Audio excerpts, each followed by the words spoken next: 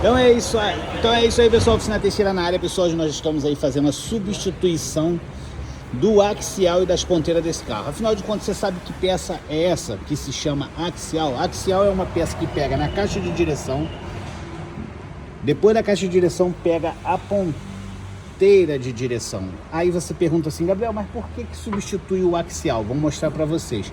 Porque o axial, ele costuma dar folga, pessoal. E muitas das vezes as pessoas condenam a caixa de direção achando até que a folga é na caixa de direção, e muitas das vezes não é, é no axial.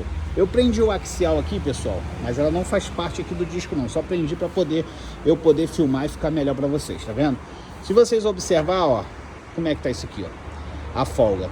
Ele sim, ele movimenta, mas não nessa facilidade, ele é firme, pessoal.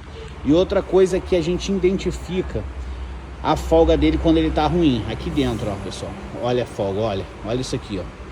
Ou seja, isso aqui não chega a ser nem folga, pessoal. Isso aqui já é uma férias mesmo, porque realmente está muito ruim. E quando ele está ruim assim, ele fica batendo, fazendo barulho, aí parece que a caixa de direção não pega alinhamento, o pneu come pela parte de dentro. Por quê? Porque essa peça aqui está ruim. Então nós vamos fazer a substituição dos dois lados.